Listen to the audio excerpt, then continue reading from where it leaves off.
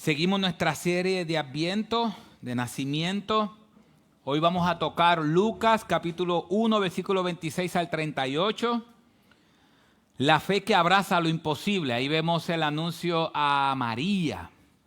Vamos a ver ese anuncio y cómo, a pesar de todo, María abrazó lo que Dios le estaba diciendo, aunque parecía imposible. Ella lo creyó. Así que la palabra del Señor dice así, leeremos solamente los versículos 26 y 27. La palabra de Dios dice así: y al sexto mes el ángel Gabriel fue enviado por Dios a una ciudad de Galilea llamada Nazaret, y a una virgen desposada con un hombre que se llamaba José, de los descendientes de David, y el nombre de la virgen era María. Señor, ayúdanos a esta historia que es normal que la leamos y la conocemos. Padre, que no deje de sorprendernos que tú te hiciste carne y viniste a salvarnos. Te lo suplicamos en el nombre de Jesús. Amén. Y amén. Pueden sentarse, mis hermanos. Nosotros sabemos, y una de las cosas a veces más difíciles para un predicador es predicar en aquel tiempo, en los tiempos donde todo el mundo conoce la historia. Pero lo bueno es que no hay nada nuevo debajo del sol. Yo no puedo traerle aquí algo nuevo, porque si fuera nuevo, entonces lo más seguro va a ser una herejía de mi parte. Así que mejor vamos a repasar aquellas cosas, aquellos principios, aquellas enseñanzas que nos muestran que Jesucristo es el Señor. Como yo dije la semana pasada, comprendí hace varias semanas atrás que en muchos lugares pueden celebrar Navidad sin Cristo. Y eso es terrible. Así que cuando nosotros hablamos Navidad, hablamos de nacimiento, hablamos de natividad, hablamos de nacimiento. Y ahora llegó el momento donde Dios va a enviar a un ángel a hablar con una virgen, con María. Y es importante porque esto fue prometido desde el Antiguo Testamento. Si nosotros vemos Isaías capítulo 7, versículo 14, esto fue quizás hace aproximadamente 700 años antes de ese nacimiento de Cristo. Dios le dice esto a través del profeta Isaías. Dice: por tanto, el Señor mismo os dará una señal. Y aquí la Virgen concebirá y dará a luz un hijo y le pondrá por nombre Emmanuel, que significa Dios con nosotros. Así que es importante porque para la Virgen, para María, este anuncio de la Virgen concebirá es algo que todo el pueblo de Israel estaba pendiente que pasara. Ellos estaban pendientes a la llegada del Salvador. Así que esto es importante porque a veces nosotros no estamos pendientes de la segunda venida de Cristo. No estamos expectantes. Vimos la semana pasada cómo Zacarías, y veremos en las próximas semanas, cómo la venida del Salvador era algo que todo el mundo estaba esperando con ansias que llegara. Y nosotros también debemos hacer lo mismo. Así que, ¿cuál es la idea central de este pasaje? La idea central de este pasaje es que Jesús, o la vida de Jesús, la muerte de Jesús y la resurrección de Jesús, todo esto tiene fundamento en este anuncio. Todo esto significa que Jesús puede ser 100% hombre y 100% Dios. La única manera es por la concepción a través del Espíritu Santo. Entonces, eso es lo que este texto nos enseña. Quizás para nosotros vemos solamente un anuncio, pero es más que un anuncio. Así que primero veamos el escenario. Después veremos varias aplicaciones, pero primero veamos el escenario. Y al sexto mes, el ángel Gabriel fue enviado por Dios a una ciudad de Galilea llamada Nazaret. ¿Al sexto mes de qué?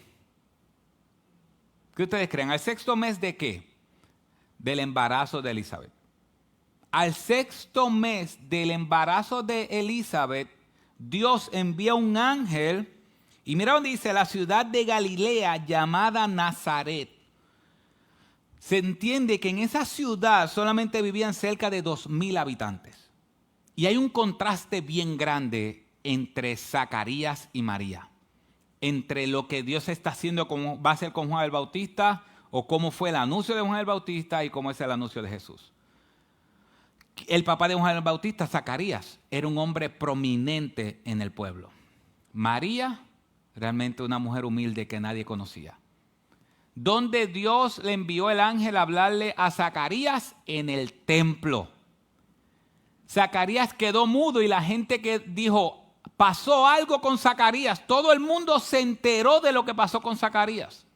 Pero en este anuncio es una mujer de estatus social bajo y en secreto en un lugar que nadie conoce y un lugar insignificante. Como Dios hace las cosas, ¿eh? Busca al humilde para bendecirlo. Y vemos el versículo 27 y dice, a una virgen desposada con un hombre que se llamaba José, de los descendientes de David, y el nombre de la virgen era María. Si ustedes vean ahí, ¿cuál es aplicando un poco cómo estudiamos la Biblia y lo que hemos aprendido algunos miércoles, ¿qué palabra se repite ahí? Esto parece más un estudio bíblico, ¿verdad? Pero ¿qué palabra se repite ahí? 2 veces. ¿Cuál? Virgen. Virgen. Y al final nos dice cómo se llamaba la virgen. ¿Qué usted cree que Lucas o el ángel quiere reforzar en esta historia? Que María era virgen. Por eso el nombre de María está al final. Le da un énfasis a que era virgen. Dice, una virgen desposada, una virgen comprometida. Estar desposado tardaba más o menos 1 año y el hombre tenía que demostrarle al papá de ella que podía sostenerla y mantenerla. Pero el énfasis aquí es que ella, aunque estaba en el momento de estar desposada, el énfasis es que era virgen, que no había estado con nadie íntimamente. Y no tan solo el énfasis es que era virgen, sino hay un énfasis también y dice que era descendiente ¿de quién? De David. Es importante reforzar esas cosas. Es importante reforzar de que era virgen y que era descendiente de David. ¿Por qué? Porque Dios le prometió a David un rey que reinará para siempre. Y eso fue muchos años antes. Así que el ángel y Lucas nos está diciendo y está dando énfasis diciendo, ella es virgen y es de la descendencia de David. Y después nos dice el anuncio. Y miren el saludo. Veamos el anuncio ahora. Dice, y entrando el ángel le dijo, salve muy favorecida, el Señor está contigo, bendita eres tú entre las mujeres. Ese saludo, ella se quedó perpetua por el saludo, se quedó asustada por el saludo. ¿Por qué? Porque ese saludo no se saludaba así, ni aún a los reyes se saludaba así. Salve significa alégrate. Esa salve significa alégrate y dice muy favorecida. Entonces es importante porque vivimos en una cultura donde algunas religiones creen que María da gracia, que María reparte gracia. Y hay personas orando a María para que María le conteste y le dé gracia. Pero sin embargo, cuando vemos el texto dice muy favorecida. Significa que María no es alguien que produce gracia, sino que es alguien que recibe gracia. Entonces es importante que el ángel está diciendo a María, muy favorecida, alégrate porque has recibido gracia. Y una gracia especial, por eso dice, bendita eres entre las mujeres. Pero ese bendito entre las mujeres tiene que ver por la gracia de Dios sobre ella, no tiene que ver simplemente por ella. Entonces dice el versículo 9, pero ella se turbó mucho por estas palabras y se preguntaba qué clase de saludo sería este. Ella se turbó, eso no era normal ese saludo. Y dice el versículo 30, y el ángel le dijo, no temas, María, porque has hallado gracia delante de Dios. Si ustedes ven cuál es otro énfasis que el ángel está dando. Primer énfasis, o que nos dice Lucas, era virgen. Lucas nos dice, viene de la descendencia de David, y el énfasis del ángel es, María, tú has hallado gracia ante los ojos de Dios. Significa que María, va a pasar algo importante en tu vida, pero no es porque tú eres la fuente de gracia, tú eres una receptora de la gracia. Entonces es importante porque sí, María fue madre de Jesús y es importante, ¿no? ¿Sabes? Ninguno de nosotros hemos tenido ese privilegio. Santiago, el que escribió la carta de Santiago, era el medio hermano de Cristo. Pocos tuvieron ese privilegio, solamente sus hermanos. Pero no podemos exaltar ningún hombre por encima de otro hombre, porque al final María llegó a ser la madre de Jesús. ¿Por quién? Por gracia. Jacobo llegó a ser el hermano de Jesús y Judas, no el Iscariote, Judas el otro, el que escribió el libro de Judas, era el medio hermano de Jesús. ¿Y cómo Judas llegó a ser medio hermano de Jesús? Por gracia, por regalo. ¿Cómo hoy nosotros llegamos a ser creyentes? ¿Cómo? Por gracia. Así que esto es importante porque no queremos rebajar a María, pero tampoco queremos ponerla en un pedestal donde no está. Al final, todo ser humano necesita de la gracia de Dios para hacer lo que puede hacer.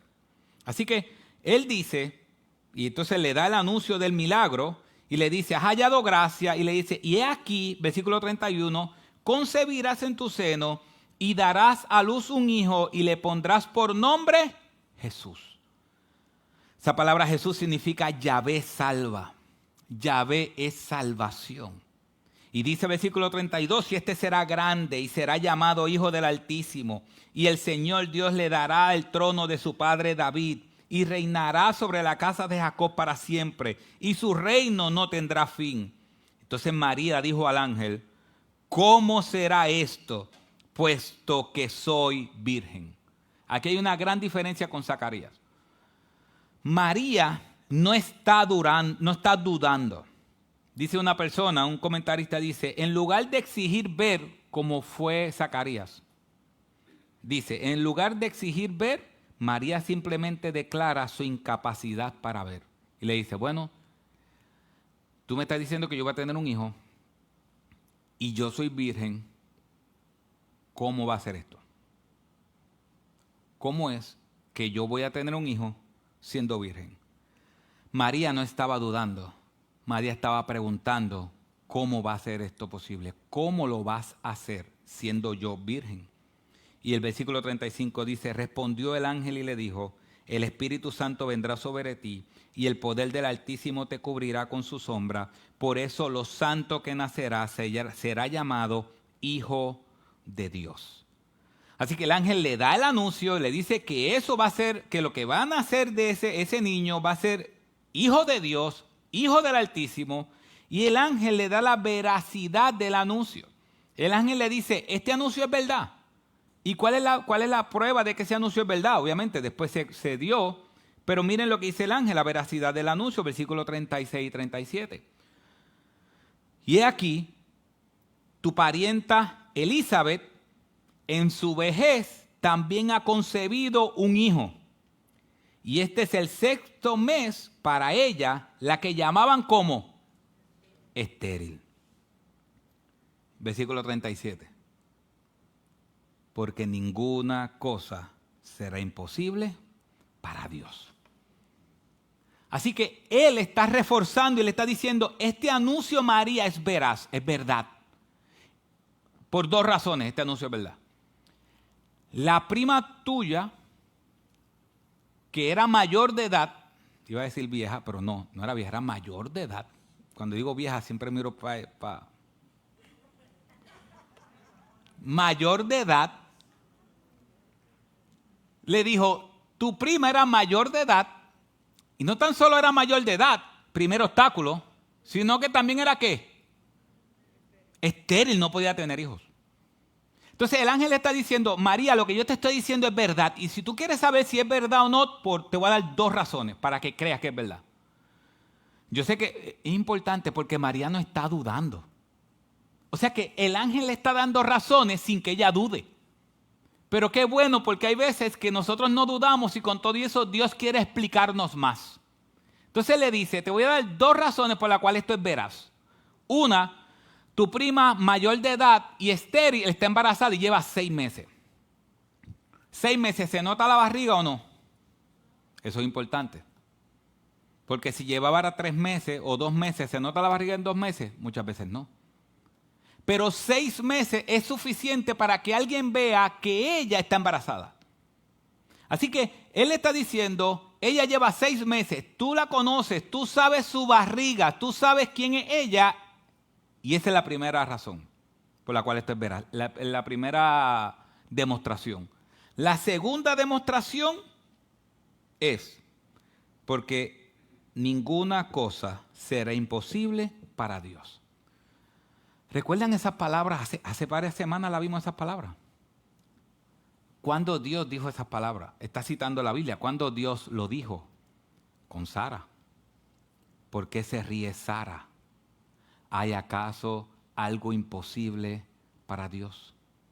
Así que está conectando una mujer mayor también, estéril que no podía tener hijos, y Dios le prometió un hijo y le dijo, no hay nada imposible para mí. Así que María está teniendo 2 razones aún adicionales para creer. Una, los ojos, la que era estéril, ahora está embarazada. Y 2, la bíblica. No hay nada imposible para Dios. Entonces María responde y dice, entonces María dijo, he aquí la sierva del Señor, hágase conmigo conforme a tu palabra. Y el ángel se fue de su presencia. Ojalá que nosotros tengamos esto. Ojalá que nosotros podamos vivir de esta manera. Señor, aquí estoy. Fue como Isaías, Señor, heme aquí, envíame a mí. Ahora, ¿qué enseña? ¿Qué cosas enseña este texto? ¿Qué cosas importantes enseña este texto? Yo quiero que nosotros veamos varias cosas importantes. Número 1, Jesús es 100% hombre y 100% Dios. Eso es lo que una de las cosas que este texto nos enseña.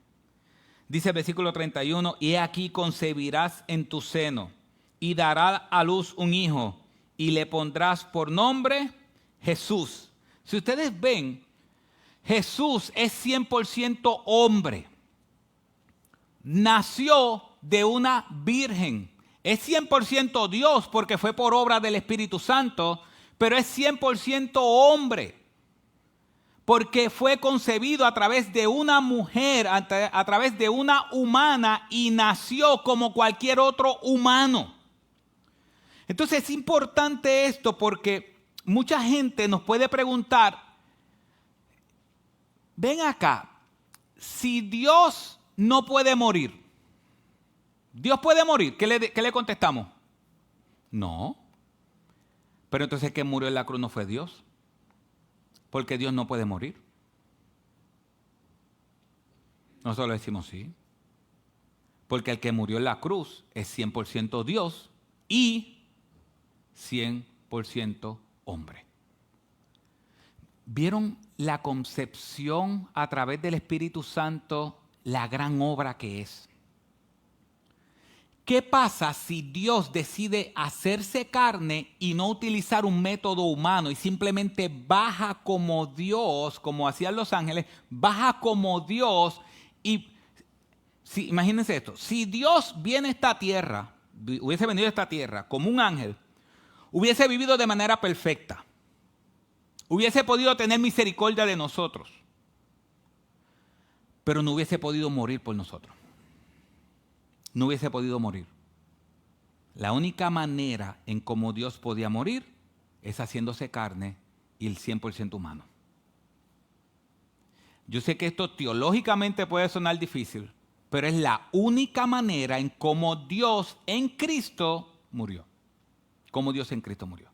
Entonces, cuando vemos esto, Dios se hace carne, toma un cuerpo humano, 100% hombre, y como 100% hombre, ¿sabes qué dice la Biblia? La Biblia dice que como 100% hombre, Dios se puede compadecer de nuestras necesidades. Dice la Biblia que Él fue probado en todo, pero sin pecado. para poder compadecerse de nuestras debilidades. Es impresionante, es impresionante. Cristo, uno de los lugares bíblicos donde vemos la naturaleza divina de Dios y la naturaleza humana de Dios, puede ser cuando Él levantó a, ¿cómo se llama el que Él sacó de la tumba? A Lázaro. Gracias. Cuando Él levantó a Lázaro. Vemos la humanidad de Cristo y vemos la deidad de Cristo. Cuando Él fue a hablar con la hermana, dice que fueron allí a donde estaba la tumba de Lázaro y dice que Cristo, cuando ve la tumba de Lázaro, Cristo lloró. Como 100% hombre, Cristo lloró. Y como 100% Dios le dijo, Lázaro, ven fuera. Las dos naturalezas de Cristo. En otro lugar donde se puede ver también claramente sus dos naturalezas fue en la barca. Dice que Cristo estaba cansado y se durmió. Su naturaleza humana. Pero cuando se estaban muriendo o ellos pensaron que se estaban ahogando, levantaron a Cristo. ¿Y qué Cristo hizo? Se levantó y le dijo a la naturaleza, calla, enmudece. ¿Y qué hizo? Se cayó y enmudeció. Las dos naturalezas de Cristo. Como hombre, como 100% hombre, cansado y durmiendo, como 100% Dios controlando todas las cosas. 100% hombre muriendo en una cruz, 100% Dios controlando a la misma vez todas las cosas. 100% hombre naciendo como un niño, 100% Dios en ese mismo instante siendo el autor y creador y sustentador de todas las cosas. 100% Dios, 100% hombre. Y es importante porque, vuelvo y digo lo que dije antes, 100% hombre. Hermano, no hay manera que nosotros le podamos explicar algo a Cristo que Él no entienda.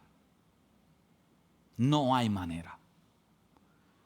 Tú quieres explicarle a Cristo y decirle, Señor, ayúdame con mi soledad. ¿Sabes qué? Cristo estuvo solo. Señor, ayúdame porque la gente me ha traicionado. A Cristo lo traicionaron. Señor, ayúdame porque tengo hambre. Cristo también tuvo hambre. Ayúdame porque tengo sed. Cristo también tuvo sed. Cristo tuvo una madre. Cristo tuvo hermanos. Cansancio. Todo. Pero sin pecado. Entonces es importante eso. Es importante entender que el 100% hombre de Dios lo hizo, 100% hombre de Cristo lo hizo para poderse compadecer de nuestras circunstancias y también para poder morir.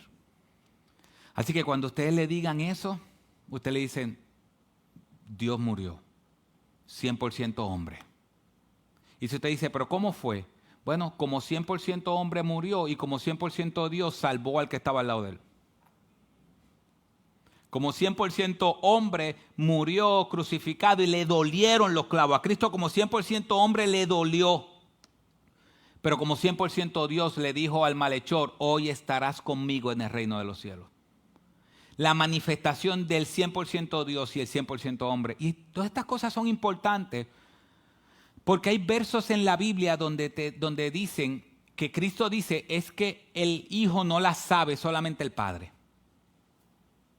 Y quizá usted ve esos textos de la Biblia difícil y dice, pero ¿cómo es que el Hijo no sabe todas las cosas si el Hijo es Dios?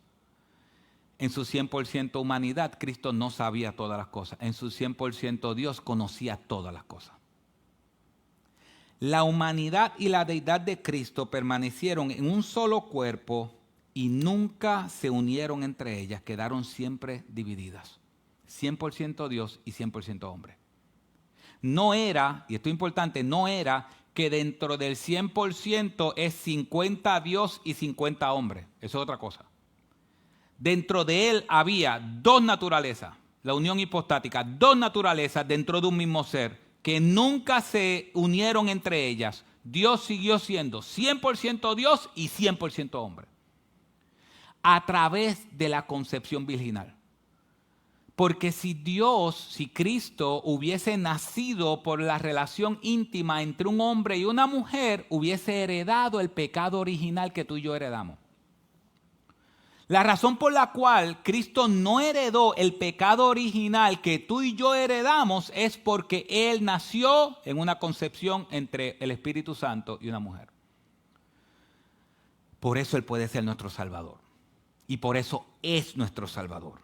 Así como 100% hombre, murió. Charles Spurgeon dijo, recuerden que Cristo no es ni un hombre deificado, ni un Dios humanizado. Él es perfectamente Dios y al mismo tiempo perfectamente hombre, hecho en todo semejante a sus hermanos. Y por eso el ángel dice, hombre y Dios en la misma persona. Dice el versículo 31 al final, y darás a luz un hijo y le pondrás por nombre Jesús, salvación. Y dice el versículo 35, y respondió el ángel y le dijo, el Espíritu Santo vendrá sobre ti y el poder del Altísimo te cubrirá con su sombra. Y miren qué importante, ¿qué dice? Punto y coma, por eso lo santo que nacerá será llamado Hijo de Dios. El ángel le está explicando a ella cómo es posible que un humano nazca y sea Dios. No sé si me van siguiendo. Porque es difícil de entender. Y si es difícil de entender para nosotros, más es un misterio. No es tan solo difícil de entender, es un misterio. ¿Cómo es eso posible? ¿Cómo fue que el Espíritu Santo cubrió? Es un misterio. Y nosotros llevamos 2000 años estudiando la vida de Cristo. Imagínense a María. Y el ángel dice, vendrá sobre ti el Espíritu Santo sobre ti, o el Espíritu Santo vendrá sobre ti, y el poder del Altísimo te cubrirá con su sombra. Por eso, por esa razón, lo santo que nacerá será llamado Hijo de Dios. Entonces, por eso es que Jesucristo, esa palabra Hijo de Dios significa igual a Dios. Eso es importante porque para nosotros cuando decimos hijo de, estamos hablando de un hijo de. Hijo, no es la misma persona. Pero en aquel tiempo cuando se decía hijo de Dios significa igual a Dios. Recuerden cuando a Cristo lo fueron a buscar o estaban discutiendo con él, le dijeron, no hace falta testigos porque tú blasfemas, porque tú te haces igual a Dios llamándote hijo de Dios. Así que cuando está hablando el ángel con la Virgen, le está diciendo, quien va a nacer de ti es Dios. Y la razón por la cual eso es posible es porque él no va a ser la consecuencia de una relación íntima entre un hombre y una mujer, sino que va a ser el Espíritu Santo quien va a hacer la obra. El Espíritu Santo va a hacer la obra. Así que por eso ese que nació es el mediador. Como 100% Dios es aquel que pagó por nuestras iniquidades. Es aquel que pagó por nuestros dolores. Es aquel que puede salvarnos porque es 100% Dios. Y es aquel que puede morir en la cruz porque es 100% hombre. Qué impresionante es nuestro Dios. Qué impresionante es la persona de Cristo. Por eso, por más que nosotros intentemos estudiar la persona de Cristo, nunca vamos a poder entenderla completa. Nunca vamos a poder entender cómo ese hombre tan maravilloso es 100% Dios y 100% hombre. Al mismo tiempo tiene dos naturalezas, no se mezclan entre ellas y las utiliza 100% de las veces. Es impresionante, mis hermanos. Vuelvo y repito, es impresionante. Cómo Cristo, como 100% hombre, está sufriendo en una cruz con la corona de espinas. Y cómo al mismo tiempo, como 100% Dios, está salvando al que está al lado malhechor igual que él. Es impresionante. Es impresionante cómo Cristo, lo veremos más adelante, cómo Cristo en ese mismo momento que está naciendo en un pesebre, como niño está naciendo, pero como Dios está sustentando todas las cosas al mismo tiempo. Al mismo tiempo. Pero no tan solo nos dice este texto que Jesucristo es 100% Dios y 100% hombre, también nos dice que Jesús es el más grande. Mire el versículo 32. Por eso el estudio de las palabras y lo que hacemos algunos miércoles cuando nos reunimos es tan importante. Miren este detalle. Él le dice, este será grande. Este será grande. ¿Sabe qué significa esa palabra grande en griego? Esa palabra grande significa mega. Él será el mega. ¿Sabe lo que significa mega en el griego? Fuera de lo común. En un grado de magnitud. Así que cuando él está diciendo, imagine, por eso es importante conocer los textos originales, porque si nosotros leemos y dice, este será grande. Este será grande. Pero lo que la Virgen está escuchando, lo que María está escuchando, que el ángel está diciendo, él será mega. Él será fuera de lo común. Nadie será como él, ni cerca. Por eso el contraste con el primer mensaje del ángel fue con Zacarías y le dijo, él será grande delante del Señor. Pero en este caso dice, este será grande y será llamado Hijo del Altísimo, será llamado Dios. Juan el Bautista era grande, pero no más grande que Cristo. Entonces es importante porque cuando nosotros vemos todo, Cristo es el mega, Cristo es el que está por encima de todo. Por encima de toda clase de hombre está Cristo. Por ejemplo, cuando Cristo calma la tormenta. Recuerdan, una de las veces cuando Cristo calma la tormenta, sus discípulos dicen, ¿quién es este? Que aún los vientos y el mar le obedecen. ¿Quién es este? Esa palabra, ¿quién es este? En español simplemente significa ¿quién es este? Pero en griego, esa palabra ¿quién es este? Significa ¿qué clase es este? ¿Qué tipo es este? No es lo mismo. ¿Quién es este? ¿Quién es tal persona? Pues ese es el hijo de este, la hija de este o de aquella persona. ¿Quién es ese? Pero cuando los apóstoles o los discípulos preguntan ¿quién es este? Ellos saben que ese es Jesús, el hijo de José y María. Ellos saben que sus hermanos estaban por allí. Ellos saben. La pregunta ¿quién es este? No tiene que ver con su descendencia, de dónde él viene. ¿Quién es este? Tiene que ver qué tipo de persona es este. Qué grande es este hombre que aún está durmiendo, se levanta y le dice al viento y al mar que se callen y el viento y el mar se callan. ¿Qué tipo de persona es este? Este no es como nosotros. Nosotros podemos estar durmiendo y puede estar lloviendo y podemos pararnos frente a la casa y gritarle a la lluvia que se pare y la lluvia no va a hacer nada, te va a mojar. Pero Cristo no. Cristo no. En el Antiguo Testamento, en Job, lo tuvo que aprender muy bien. Job, ¿dónde estabas tú cuando yo le dije al mar, hasta aquí vas a llegar? Es que a veces se nos olvida que el que nació en un humilde pesebre como un niño es el mega, es el grande, es el que es fuera de lo común. Fuera de lo común, imagínense eso. María recibiendo toda información, una joven quizás de 14 años, recibiendo toda información de momento, él va a ser fuera de lo común. También el texto nos enseña que es el Hijo de Dios. Jesús es el Hijo de Dios, es Dios. También dice, será llamado Hijo del Altísimo. ¿Sabes qué significa Hijo del Altísimo? Porque esa expresión Hijo del Altísimo significa que Él es el soberano, Él es el supremo, Él es el que gobierna todas las cosas. Crean o no, ahorita se estaba hablando en la clase de aquellos supuestamente ateos que no quieren saber nada de Dios. Dios gobierna todas las cosas, crean o no. Dios tiene el control de todas las cosas. Y me gusta cómo la Biblia, y lo hemos dicho antes, a veces nosotros, y yo he utilizado esta ilustración antes, y la Biblia lo utiliza así. nosotros a veces ahora para el tiempo de Navidad ponemos unos timers para que salga la luz, para que se prenda a tal hora. Ponemos muchos timers. Cuando tenemos que bebernos algo, ponemos un timer para que eso nos recuerde.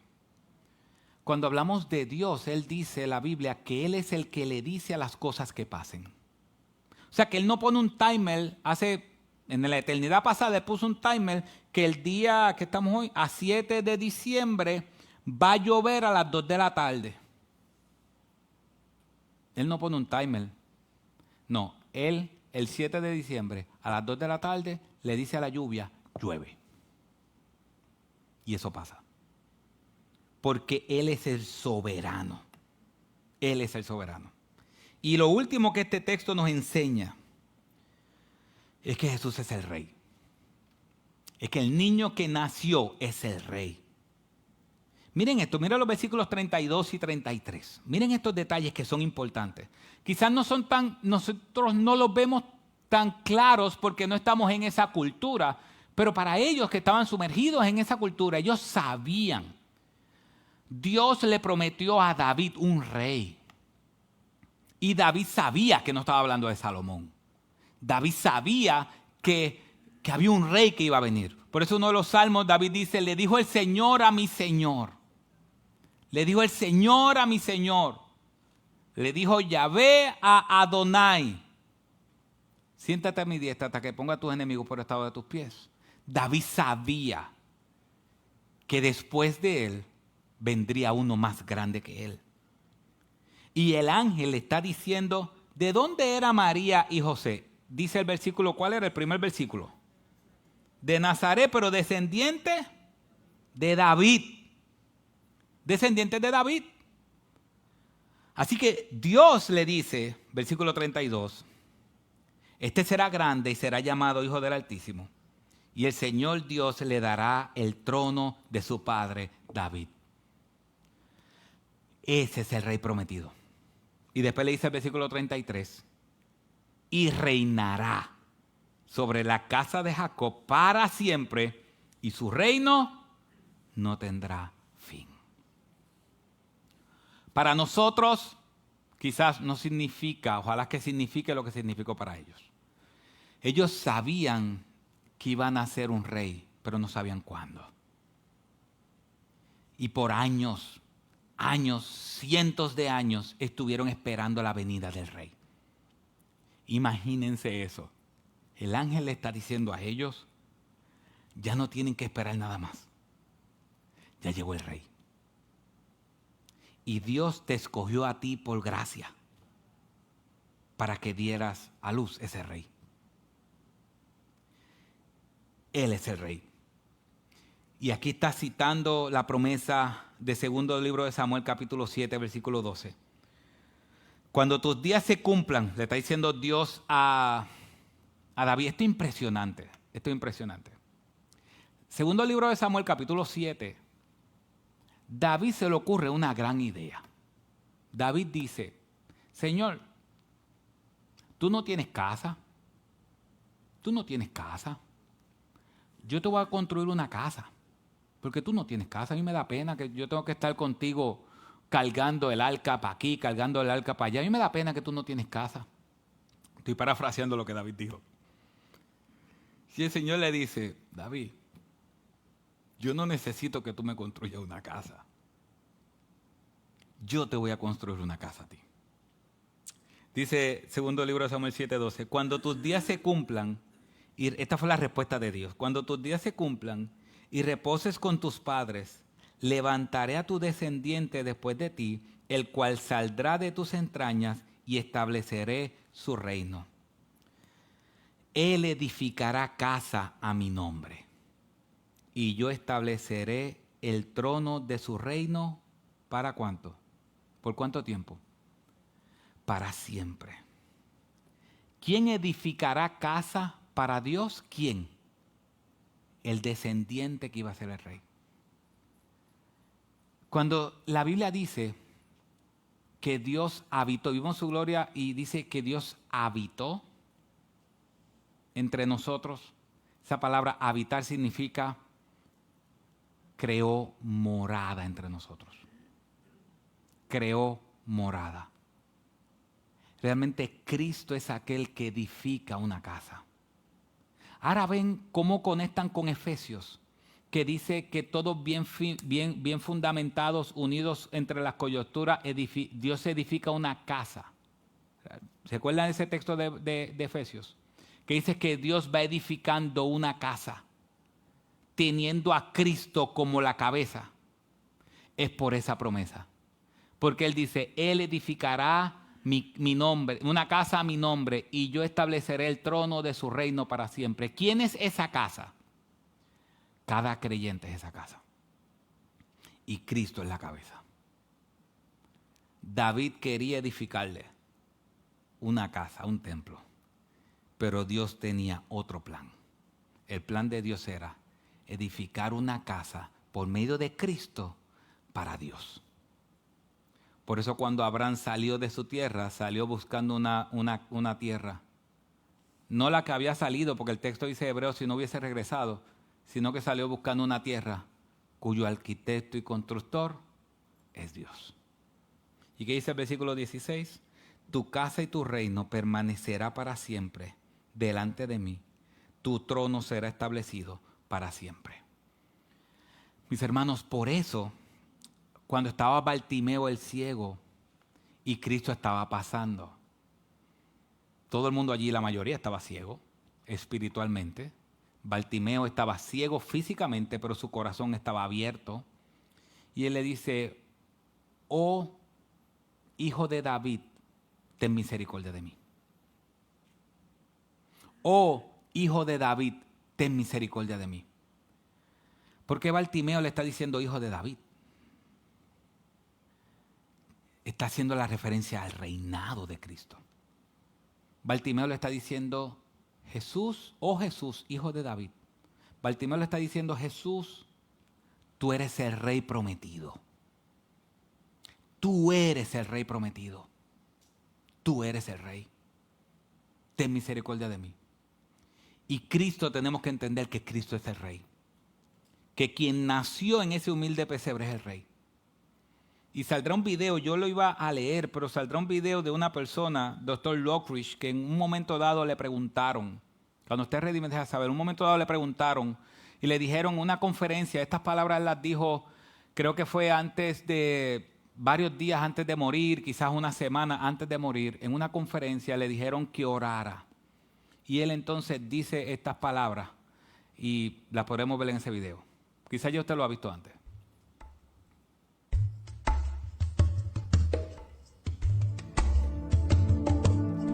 La Biblia dice que mi rey es rey de los judíos. Él es el rey de justicia. Él es el rey de los siglos. Él es el rey de los cielos. Él es el rey de gloria. Él es el rey de reyes y señor de señores. Ese es mi rey. Me pregunto, ¿lo conoces? Mi rey es un rey soberano. Él es perdurablemente fuerte. Él es completamente sincero. Él es eternamente inconmovible. Él es inmortalmente benévolo. Él es majestuosamente poderoso. Él es imparcialmente misericordioso. ¿Lo conoces? Él es el Hijo de Dios. Él es el Salvador de los pecadores. Es el centro de la civilización. Él es incomparable. Él es inigualable. Él es la idea más noble en la literatura. Él es la personalidad más elevada en la filosofía. Él es el milagro de los tiempos. Él es el único capaz de ser el suficiente Salvador. Me pregunto si lo conoces hoy. Él da fuerza al débil. Él se compadece y salva. Él fortalece y sostiene. Él cuida y guía. Él sana a los enfermos. Él limpia a los leprosos. Él perdona a los pecadores. Él libera a los deudores. Él libra a los cautivos. Él defiende al endeble. Él bendice a los jóvenes. Él sirve a los desafortunados. Él estima a los ancianos. Él recompensa a los diligentes. Y él embellece a los mansos. Me pregunto si lo conoces. Bueno, Él es la clave del entendimiento. Él es la fuente de la sabiduría. Él es es la puerta de la libertad, Él es la senda de la paz, Él es la calzada de la justicia, Él es la carretera de la santidad, Él es la entrega, la gloria. ¿Lo conoces? Bien. Su oficio es múltiple, su luz es inigual, su bondad no tiene límites, su misericordia es para siempre, su amor nunca cambia, su palabra es suficiente, su gracia es vasta, su reinado es justo, su yugo es fácil y su carga es ligera. ¿Cómo me gustaría poder descubrirlo? Él es invencible, Él es irresistible, no lo puedes sacar de tu mente, no lo puedes quitar de tu mano, no puedes vivir más que Él y no puedes vivir sin Él. Los fariseos no lo soportaban, pero se dieron cuenta que no lo pudieron parar. Pilato no encontró culpa alguna en él. Herodes no lo pudo matar. La muerte no pudo con él. El sepulcro no lo pudo detener. ¡Sí! ¡Ese es mi rey! ¡Mi rey! Ese es nuestro Rey. A Él sea la gloria. Oremos. Padre, Tú eres nuestro Rey. Tú eres indescriptible. Tú eres todo suficiente.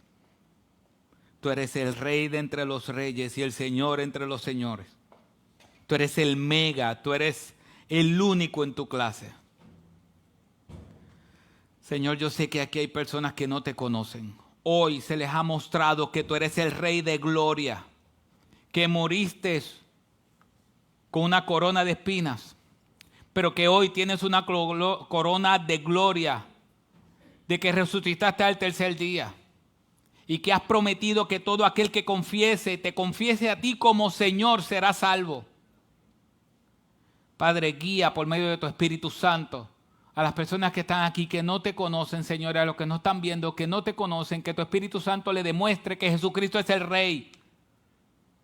Padre, que tu Espíritu Santo los lleve al arrepentimiento de pecados, al perdón de los pecados, y que hoy pueden entregar todas sus vidas a ti, porque tú eres el Rey.